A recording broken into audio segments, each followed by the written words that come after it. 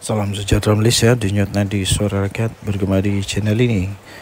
Untuk mendapatkan berita terkini, jangan lupa untuk tekan butang subscribe, like dan share. Malaysia kita punya, cintai Malaysia ku, kita jaga kita. Salam sejahtera Malaysia, denyut nadi suara rakyat bergema di channel ini. Aduh, Ibu Hidin angkat sumpah jadi Perdana Menteri. Di mana tuh dia angkat sumpah? Oke, soalan saya yang pertama, di mana dia angkat sumpah?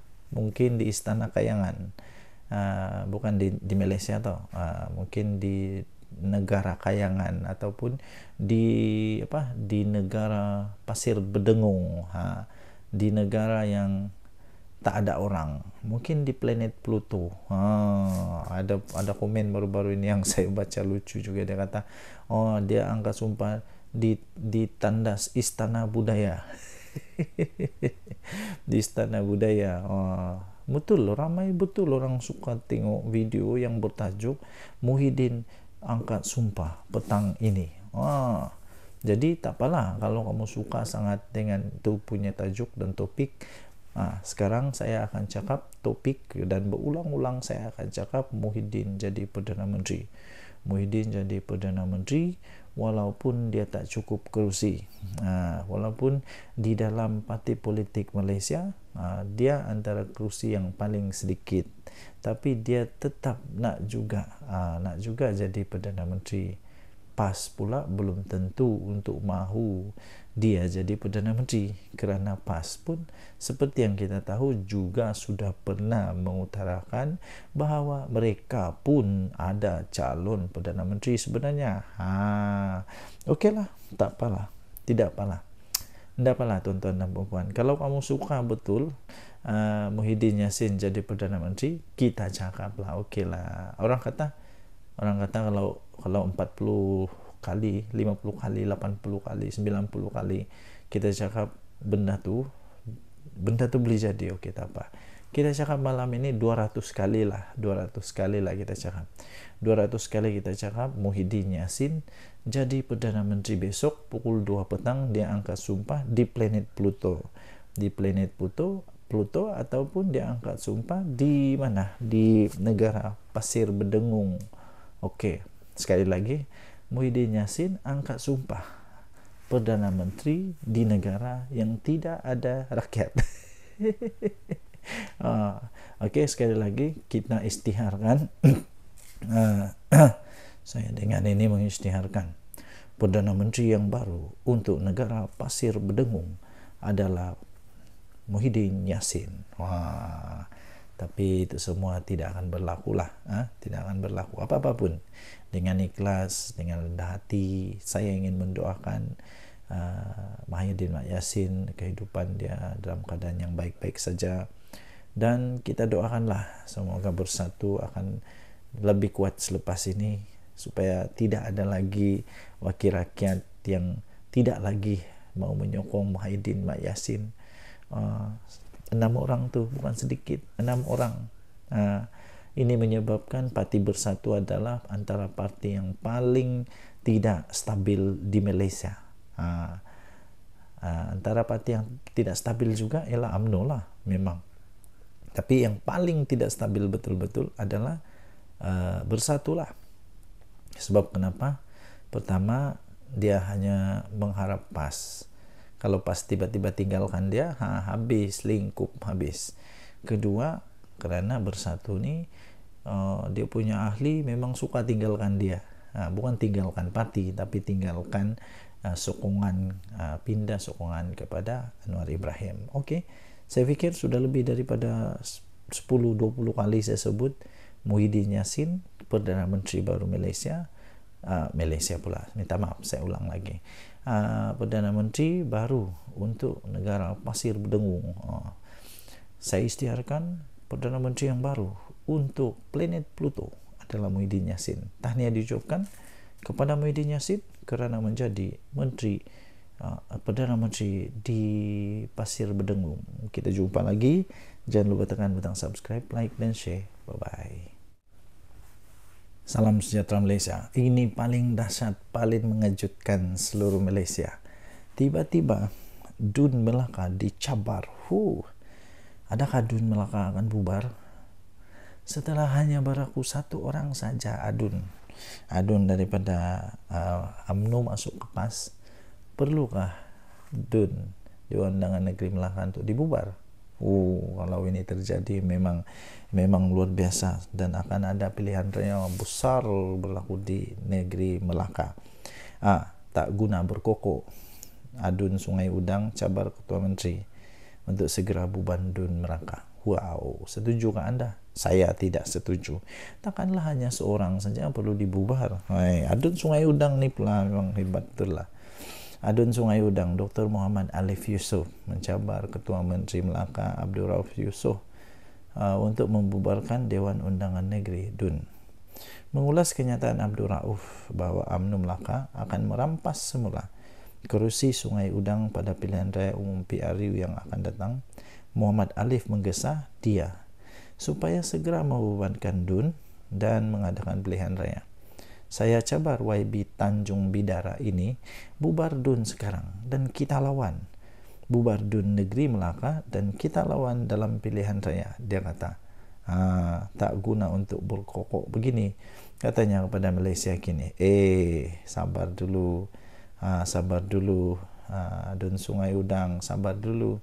Jangan sampai kamu riak takabur. Ingat apa yang berlaku kepada UMNO yang terlalu yakin las kalah teruk. Jangan sampai nanti kalah teruk, mau simpan di mana itu muka. Jadi terdahulu Abdul Rauf yang juga pengerusi perhubungan UMNO Melaka menyatakan kesungguhan parti itu untuk mendapatkan semula kerusi Sungai Udang pada pilihan raya akan datang. Dia menyorot kejayaan sebelum ini di 3 lagi kawasan di Dewan Parlimen Tangga Batu, yaitu Kelebang, Paya Rumput dan Pantai Kundur, walaupun tewas di Sungai Udang. Muhammad Alif memenangi kursi Sungai Udang dengan kelebihan hanya 530 undi saja menentang calon BN Muhammad Ali Muhammad.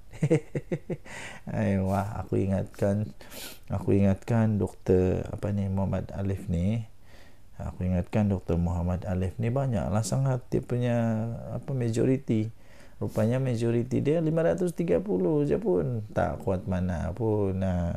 Nak takabur pun tak payahlah lebih-lebih.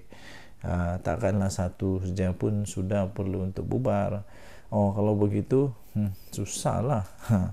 Mengulas lanjut, Muhammad Alif menyifatkan Abdul Rauf tidak faham realiti di Sungai Udang. Dia berkata ia boleh menjejaskan prospek UMNO, bukan saja di Sungai Udang tetapi juga di 3 kursi lain. Apakah Tanjung Bidara ini tidak mempunyai perisik-perisik di kalangan rakyat, dia kata. Sentimen-sentimen di kalangan rakyat ini, apakah YB Tanjung Bidara ini tak baca dengan teliti, katanya. Bukan, kata Sungai Udang. Silap-silap 3 kursi yang dipegang itu yang terlingkup termasuk Sungai Udang, katanya. Pada masa ini, BN memegang bilangan kursi Dun terbesar di Melaka dengan 21 kursi, diikuti oleh Pakatan Harapan dengan 5 kursi dan PN dengan 2 kursi. Temberang juga nih dengan 2 kursi je pun. Tambah 1 baru 3. Ada 20 lagi kursi UMNO. Suruh konon bubar Dun. Pada pilihan raya negeri, UMNO memenangi 18 daripada 20 kursi yang dipertandingkan. Selain Sungai Udang, parti itu turut tewas di Bukit Katil kepada Amanah dengan majoriti 1057. At least banyaklah 1000. Bersatu bertanding 15 kursi dan memegang kedua-dua kursi PN, iaitu Sungai Udang dan Bemban. Denyut Nadi Suara Rakyat bergema di channel ini. Jangan lupa tekan butang subscribe, like dan share. Malaysia kita punya, cintai Malaysia aku. Kita jaga kita. Bye-bye. Salam sejahtera Malaysia. Denyut Nadi Suara Rakyat bergema di channel ini. Nampaknya Mahyadin Mak Yassin semakin risau, semakin takut kalau dia kalah di mahkamah kena saman fitnah dan sebagainya. Terbaru akhirnya Mahyadin Mak Yassin tampil dan memberikan pengakuan yang cukup hebat, bermakna. Hebat ini. Muhyiddin kata, saya tidak berniat memfitnah sesiapa. Tidak berniat. Orang tidak berniat ini adalah orang yang macam mana, tapi kalau sampai disebut berkali-kali tidak pasti berniat ke tidak. Tan Sri Mahyadin Mat Yassin menafikan telah membuat fitnah terhadap bekas Menteri Keuangan Lim Guan Eng ketika beliau mengeluarkan kenyataan media berhubung isu pembatalan percukaian, pengecualian cukai kepada Yayasan Al-Bukhari. Habis kalau kenyataan media pula tanpa niat, mungkinlah kan. Bekas Perdana Menteri itu berkata beliau hanyalah menjelaskan mengenai rakaman percakapan tambahannya yang diambil oleh Suruhanjaya Pencegahan Rasuah Malaysia pada 9 Mac tahun lalu membabitkan siasatan Jana Wibawa dan yayasan berkenaan. Sekarang dari risau. Terlajak perahu boleh diundur. Terlajak kata padan muka. Ahli Parlimen Paguh itu berkata beliau hanyalah menjelaskan kedudukan dan apa yang berlaku pada dirinya serta tidak mempunyai sebarang niat jahat. Malah kenyataan itu bukan ditujukan kepada Lim Guan Eng, habis ditujukan kepada siapa pula. Muhyiddin berkata beliau menerima surat rayuan daripada Yayasan Al-Bukhari yang menyatakan bahawa pengecualian cukai tidak diiktiraf oleh lembaga hasil dalam negeri walaupun dibenarkan sebelum ini. Dia tahu rupanya. Muhyiddin berkata semua keputusan yang diambil oleh LHDN itu adalah di bawah tanggungjawab Kementerian Keuangan dan Menteri Keuangan ketika Kerajaan Pakatan Harapan. Dia kata begitulah, tapi lain pula yang berlaku di mahkamah. Katanya awam mengetahui beliau dipanggil oleh SPRM untuk diambil keterangan dan selepas beredar dari bangunan agensi terbabit beliau bertemu dengan ramai penyokong dan pemberita. Jadi katanya saya ketika itu sebenarnya ingin menjelaskan bahawa Yayasan Al-Bukhari sudah diberi kelulusan pengecualian cukai oleh kerajaan BN sebelum ini. Tapi saya menerima rayuan yang menyatakan LHDN membuat keputusan untuk tidak mengiktiraf pengecualian cukai itu, dia kata. Jadi saya berfikir tiada keperluan untuk Yayasan Al-Bukhari membuat rayuan kepada saya ketika PN menjadi kerajaan sekiranya pengecualian cukai masih diiktiraf oleh LHDN. Semakin pening kepala aku. Bagi anda yang memang champion, memang pandai untuk mentafsir kata-kata pening gini ni, anda boleh tinggalkan komen. Jadi saya pun makin pening. Sebenarnya saya pening juga dengan cerita ni. Jadi ini tentu berlaku ketika Pakatan Harapan. Dia kata ini lagi satu assumption. Jadi saya tidak menuduh atau fitnah katanya. Saya cuma merujuk ketika di mana kerajaan ketika itu dan Pakatan Harapan dan hakikatnya plaintiff Menteri Keuangan. Dia kata nanti kita tengoklah mahkamah nanti cakap macam mana. Muhyiddin berkata demikian melalui pernyataan saksi dalam kes saman difailkan Lim Guan Eng terhadapnya yang didakwa mengeluarkan 3 kenyataan fitnah. Okey, anda boleh baca semua ini di biharian.com.my 16 Julai tahun 2024. 16 Julai 2024, saya tidak berniat fitnah sesiapa, kata Muhyiddin Yassin. Bye bye. Salam sejahtera Malaysia. Denyut nadi suara rakyat bergema di channel ini. Kali ini betul-betul kantoi habislah Muhyiddin Yassin ini. Okey, tak apa. Kali ini betul-betul dia kantoi betul kali ini. Dia cuba untuk kasih orang lain yang seolah-olah buat kesalahan, tapi rupa-rupanya dia kantoi. Ini di mana disebut di mahkamah lagi ya, tuan-tuan dan puan-puan. Ini memang memalukan. Pengecualian cukai Yayasan Al-Bukhari sebenarnya dibatalkan ketika Muhyiddin jadi Perdana Menteri. Ketika Muhyiddin jadi Perdana Menteri, rupa-rupanya Mahkamah Tinggi di sini pada hari ini diberitahu bahawa sebenarnya isu untuk pembatalan pengecualian cukai kepada Yayasan Al-Bukhari yang dibuat semasa Tan Sri Mahyadin Mat Yassin memegang jawatan Perdana Menteri. Peguam Guok Ngek Siong yang mewakili bekas Menteri Keuangan iaitu Lim Guan Eng berkata merujuk kepada surat yang ditandatangani oleh pengerusi Yayasan Al-Bukhari, yaitu Tan Sri Syed Mokhtar Al-Bukhari pada 5 Februari tahun 2021. Perkataan baru-baru ini dalam surat tersebut membawa maksud perkara pembatalan atau pembatalan status pengecualian cukai itu berlaku baru-baru ini. Sebelum defendant, yaitu Mahidin Mat Yassin, menyiarkan 3 kenyataan yang berunsur fitnah.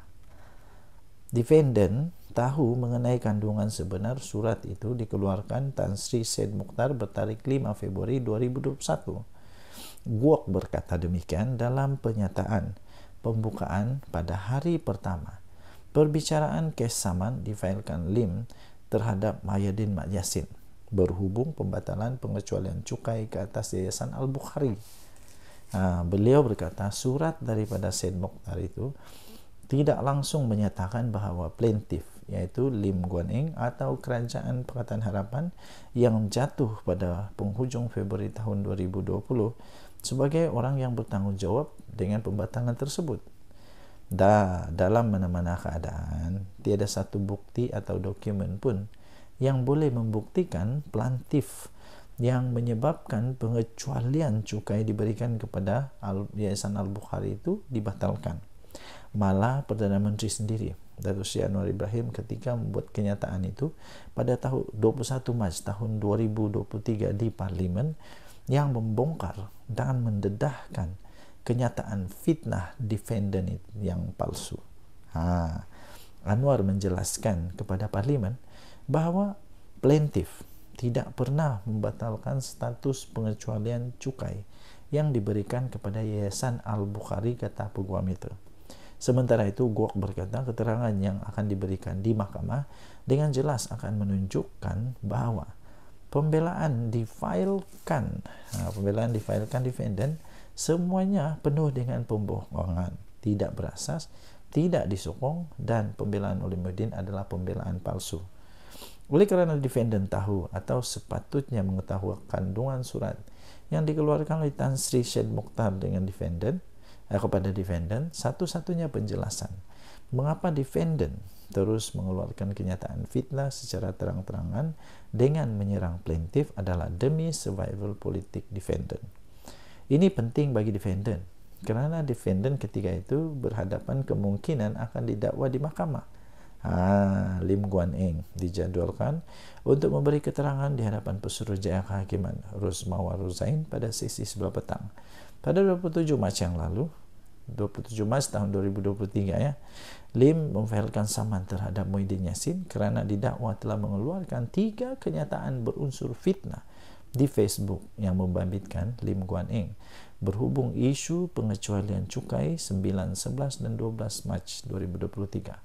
Laporan itu kemudian diterbitkan beberapa akhbar dan portal berita. Bekas Ketua Menteri Pulau Pinang itu juga mendakwa kenyataan fitnah itu juga bermaksud beliau menyalahgunakan kedudukan dan kuasanya dengan memberi kuasa atau mengarahkan lembaga hasil dalam negeri mengenakan cukai dan penalti ke atas yayasan kebajikan itu, sedangkan mereka tidak sepatutnya dikenakan cukai. Denyut nadi suara rakyat bergema di channel ini. Jangan lupa tekan butang subscribe, like, dan share. Adakah kita akan melihat sekali lagi Mahidin Mat Yassin kena di mahkamah? Kita tengok sejarah. Tinggalkan komen. Bye-bye. Salam sejahtera Malaysia. Denyut nadi suara rakyat bergema di channel ini. Tuan-tuan dan puan-puan yang dihormati sekalian. Berita terkini yang mengejutkan seluruh Malaysia. Pastinya ada seorang adun, bekas adun daripada UMNO, kini memang sudah mengubah haluan, menukar haluan kepada PAS. Tahniahlah kepada PAS. Adakah ini menunjukkan, menandakan bahawa ya betul, adakah ini betul kabar angin bahawa menyatakan bahawa akan ada lagi daripada UMNO yang akan keluar daripada sokongan kepada Zahid Hamidi dan menyertai Perikatan Nasional? Betulkah selama ini ada kononnya orang-orang 15, 14, 10 ahli MP ke adun daripada UMNO yang bakal masuk kepada Perikatan Nasional? Terbaru. jalani Kamis, sah jadi ahli PAS. Ahli Dewan Undangan Negeri Adun Rembia Muhammad Jalani Kamis sah menjadi ahli PAS. Penyertaan bekas wakil rakyat UMNO itu telah diumumkan sendiri oleh Setiausaha Agung PAS Datuk Seri Taqiyuddin Hasan di Parlimen pada hari ini. Kemudian Taqiyuddin berkata keputusan Jalani untuk memasuki PAS tidak akan menjejaskan kedudukan Adun terbabit kerana Dewan Undangan Negeri Melaka belum lagi menguatkuasakan undang-undang anti lompat parti. Adakah ini akan menunjukkan bahawa Melaka tidak lama lagi akan lebih ramai lagi Adun daripada UMNO masuk ke PAS? Adakah 10 orang, 7 orang atau berurang-urang Adun daripada UMNO yang bakal lompat kepada PAS? Kita tunggu sajalah. Sejak pilihan raya umum ke-15 PRU 15 2022, ketaatan dan kesetiaan Jalani terhadap UMNO dan BN terus dipersoalkan. Betul-betul sekarang dia pindah ke PAS. Dia menyertai perarakan pada proses penamaan calon PAS Parlimen Ketereh di Kelantan. Beliau juga hadir pada majlis pengumuman calon Perikatan Nasional PN bagi pilihan raya kecil Parlimen Pulai dan Dewan Undangan Negeri Dun Simpang Jeram di Bakri Johor. Namun ketika itu Jalani memberi alasan bahawa kehadirannya di majlis itu bukan atas kapasiti sebagai Adun UMNO. Sebaliknya, Jalani berkata dia mewakili pertubuhan bukan kerajaan NGO iaitu Muafakat Nasional yang diterajui oleh bekas Setiausaha Agung BN sendiri Tan Sri Anwar Musa. Sekarang nampak dah dia cuba untuk kata simpang sini las kedapatan juga. Ekoran kemasukan ke dalam PAS, parti tersebut kini mempunyai seorang wakil dalam Dewan Undangan Negeri Melaka sekaligus menambah pada 3 kerusi untuk pembangkang. 2 lagi wakil PN dalam DUN Melaka ialah Muhammad Yazid Yaakob Bemban dan Muhammad Alif Yusuf Sungai Udang. Denyut nadi suara rakyat bergema di channel ini. Adakah anda fikir, pada pendapat anda, adakah anda berfikir bahawa selepas ini akan ada lagi DUN dari ahli Dewan Undangan Negeri daripada UMNO di Melaka akan lompat lagi? Kerana seperti yang bacakan tadi, di Melaka belum lagi dikuatkuasakan akta lompat parti ini. Jadi tidak ada apa-apa yang berlaku, tidak ada kesannya kerana belum ada akta ini diperkenalkan di sana, belum dikuatkuasakan. So denyut nadi suara rakyat bergema di channel ini. Tinggalkan komen anda. Kita jumpa lagi. Bye-bye. Salam sejahtera Malaysia. Denyut nadi suara rakyat bergema di channel ini. Ini satu lagi.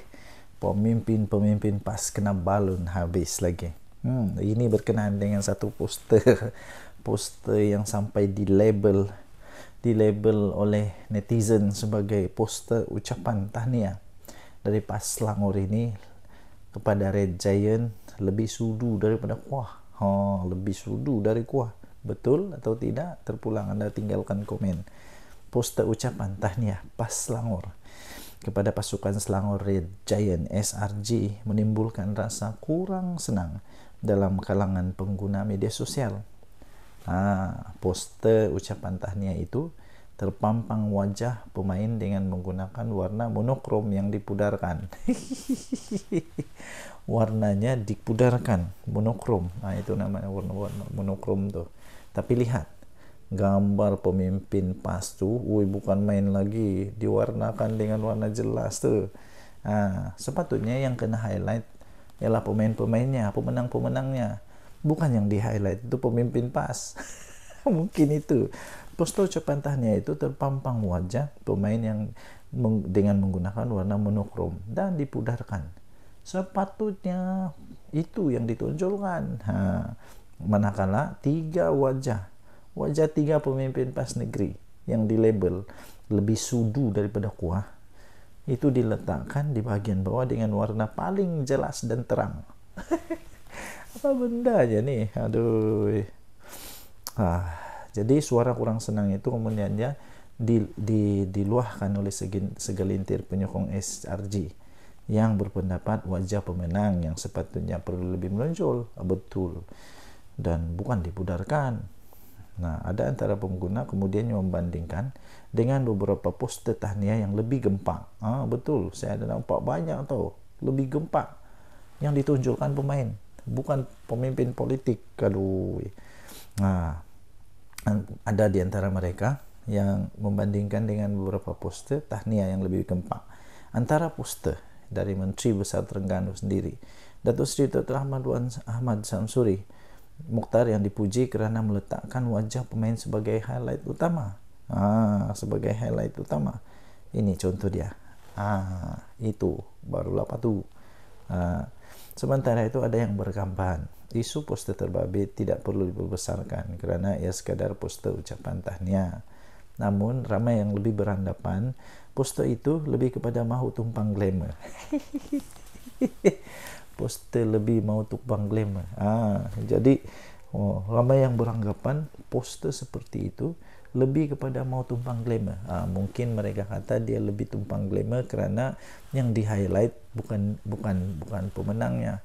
Lagipun kalau saya tengok ucapan tahniah daripada Menteri Besar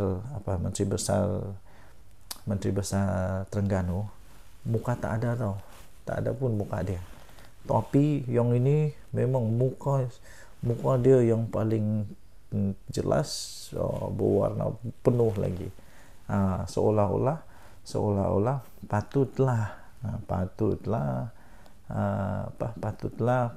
ramai peminat kepada SRJ ini kata mereka mau tumpang glamour, saja.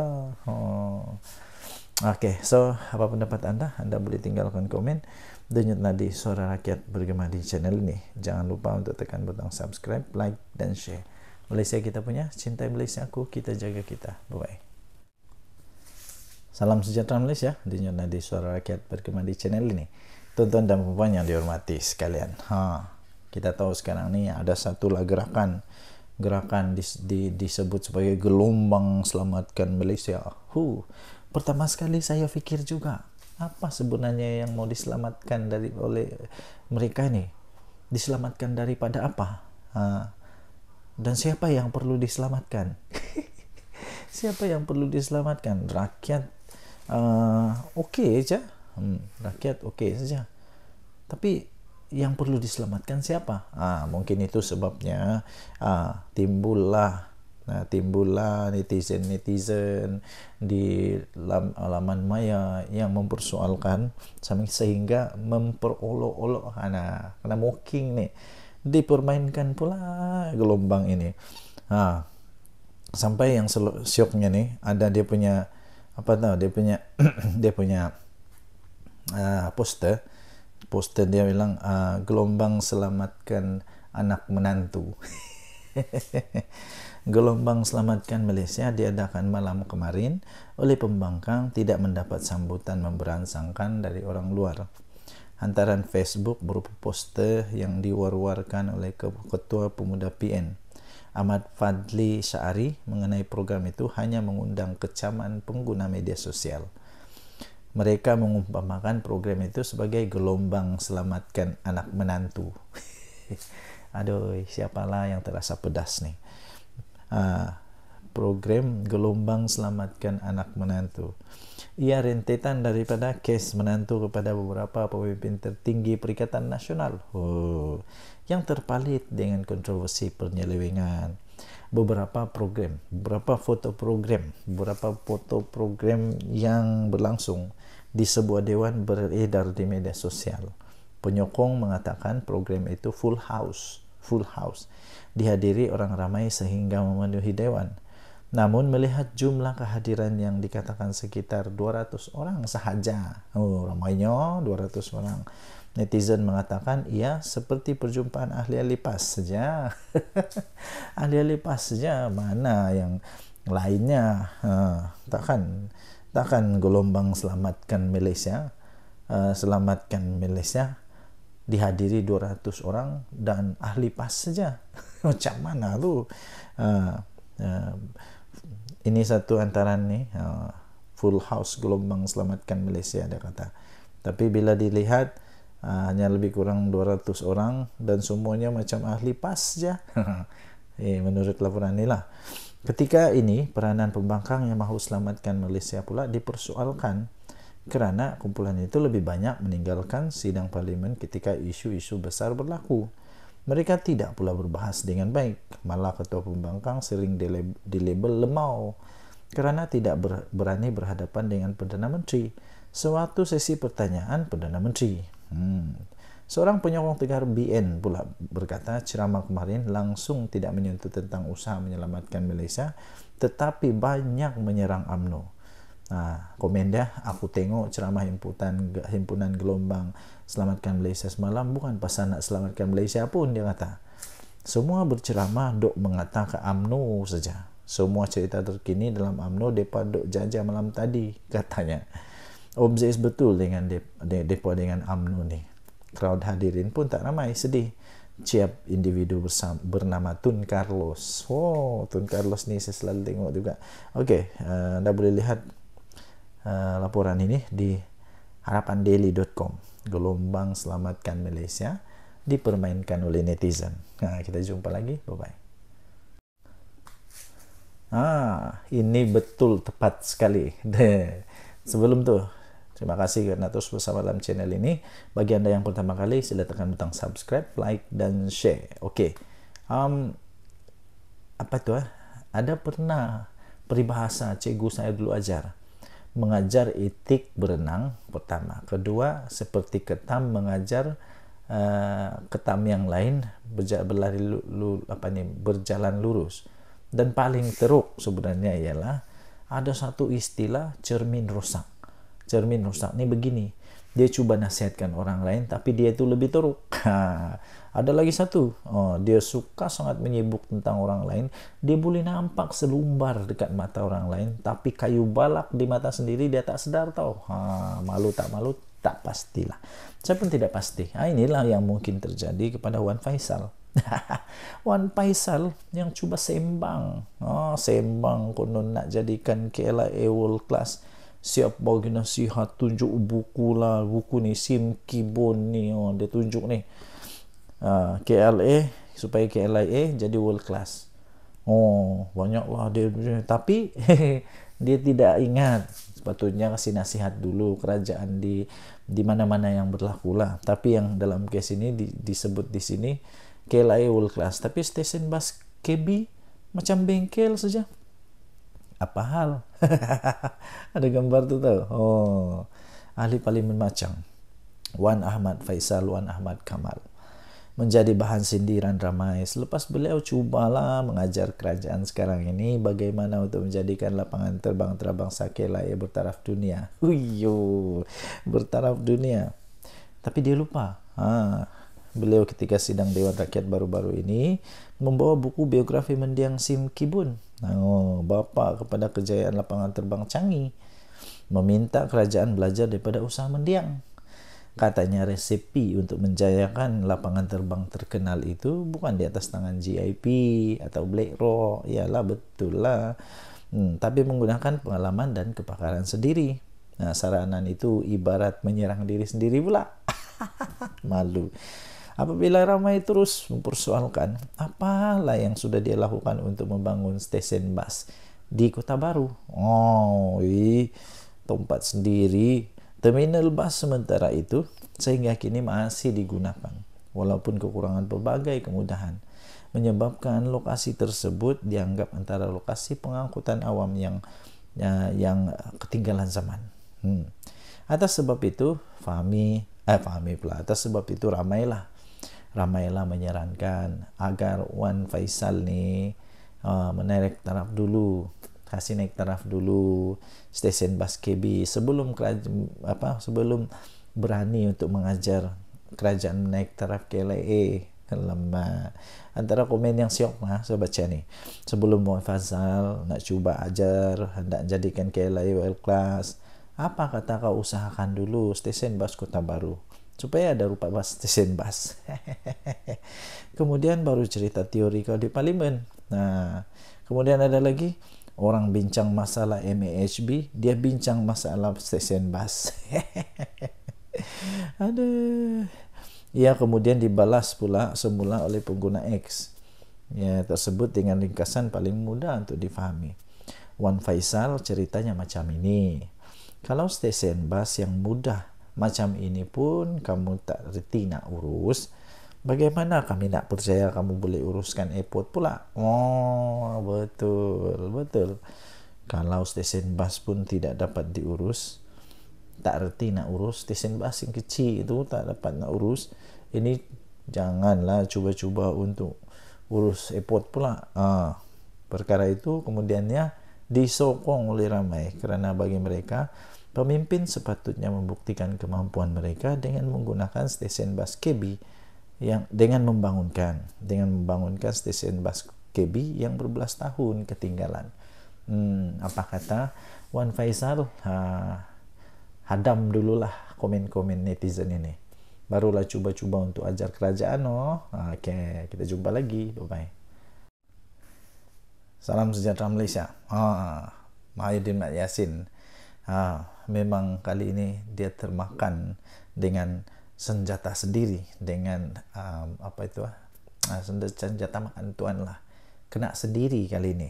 Apa tidaknya dia antara orang yang paling kuat menentang, tapi kali ini dia sendiri dapat masalah dengan penentangan yang dia buat tu.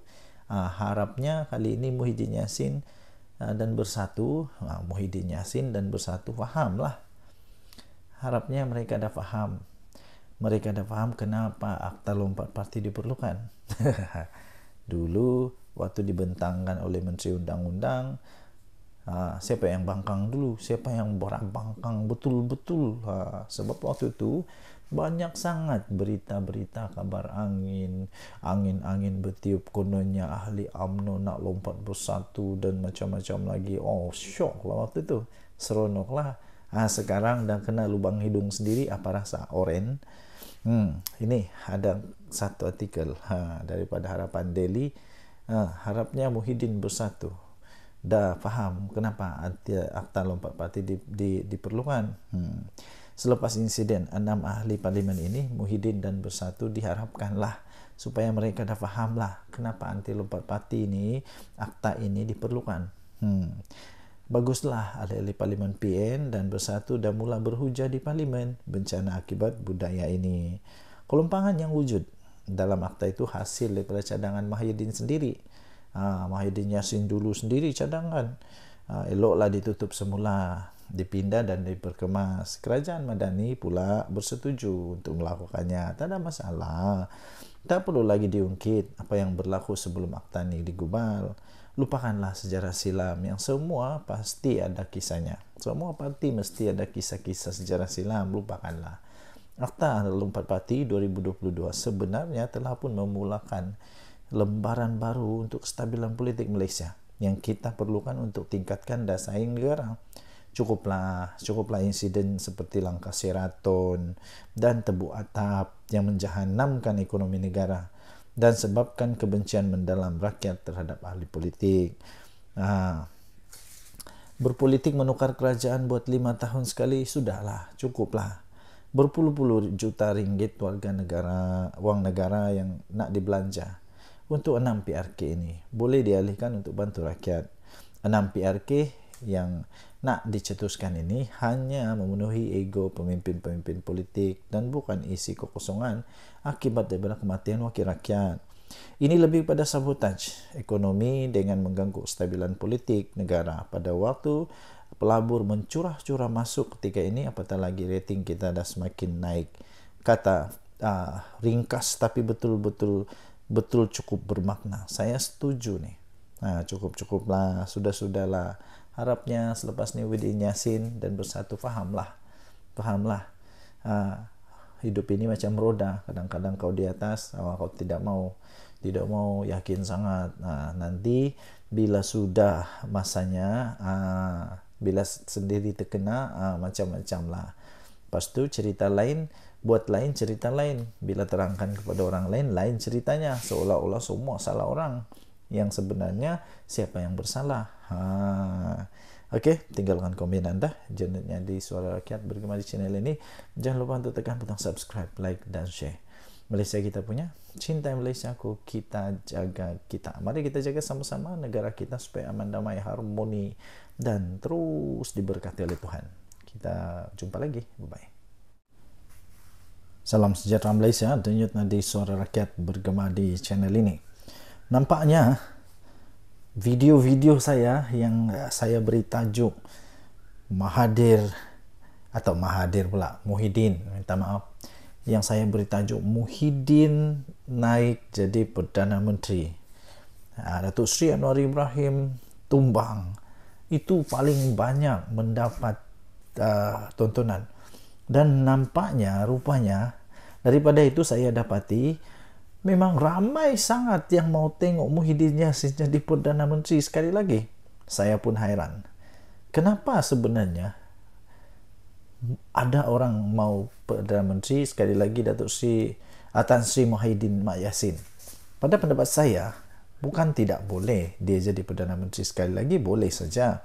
Tapi persoalannya ialah kenapa perlu dia lagi? Bukankah ada lebih ramai yang lebih bagus dan sebagainya? Dan yang paling tepat ialah dia tidak akan jadi Perdana Menteri lah. Dia tidak akan jadi Perdana Menteri untuk kali kedua dalam masa yang singkat-singkat ini, tidak. Kerana tren sekarang, saya lihat Tan Sri Muhyiddin Yassin tidak akan mendapat sokongan untuk jadi Perdana Menteri bagi Perikatan Nasional. Nah, lagipun seperti yang kita tahu, PAS pun pernah sudah menyatakan bahawa mereka pun ada calon Perdana Menteri pada pilihan raya yang lalu, iaitu calon mereka tidak lain tidak bukan Menteri Besar Terengganu. Dan itu sendiri pun dipersetujui atau diperakui oleh Tan Sri Muhyiddin Yassin. Dia juga memperakui bahawa Dr. Sam itu, iaitu Menteri Besar Terengganu itu, memang mempunyai kualiti, memang mempunyai kelayakan untuk jadi Perdana Menteri. Habis kalau sudah begitu, mahukah PAS membiarkan begitu saja jawatan Perdana Menteri jatuh kepada Bersatu yang tak kuat mana sekarang ini, yang ramai orang kata Bersatu sekarang ini hanya berharap kepada kekuatan daripada PAS. Yang ramai orang kata Bersatu ni hanya melukut di tepi gantang, hanya mengharapkan kekuatan daripada PAS. Kalau ada pilihan raya pun, kemenangan-kemenangan daripada Bersatu itu pun hanya kerana ihsan, bantuan, kerjasama dengan PAS. Cuba kalau tidak ada PAS, boleh menangkah Bersatu? Dan lagi, saya fikir Tan Sri Muhyiddin Yassin sepatutnya memberikan peluang lah kepada yang lain. Walaupun dia secara tradisinya memanglah semua yang menjadi presiden atau bukan presiden, pengerusi kepada satu gabungan parti politik itu Perikatan Nasional, contohnya ialah Muhyiddin Yassin. Secara tradisi pengerusi itulah yang jadi calon Perdana Menteri. Tapi persoalannya, mahukah lagi PAS Muhyiddin Yassin jadi Perdana Menteri, yang menyebabkan PAS hanya sekejap saja berada dalam kerajaan. Sekejap saja dalam kerajaan, lepas itu tumbang. Tumbang kerana nampaknya Muhyiddin Yassin didakwa telah pun gagal menjalankan tanggungjawabnya sebagai Perdana Menteri. Mahukah kita Perdana Menteri kita sekali lagi yang tidak pun pandai bercakap secara live, yang mahu dirakam dulu, takut untuk live, takut untuk jawab wartawan, mahukah begitu? Itu soalan-soalan yang kita boleh pertanyakan. Apapun sebenarnya, kalau memang Muhyiddin Yassin jadi Perdana Menteri sekali lagi, itu bagus, tidak ada masalah. Yang penting pastikan kali ini kerajaan yang betul-betul nanti ni betul-betul yang bagus lah. Tidak ada lagi sakau menyakau sampai anak menantu yang lari ke luar negara tidak berani balik Malaysia. Jangan ada macam itu lagi, ya. Berhentikanlah perkara-perkara begitu. Okey, denyut nadi suara rakyat bergema di channel ini. Jangan lupa tekan butang subscribe, like dan share. Bye bye.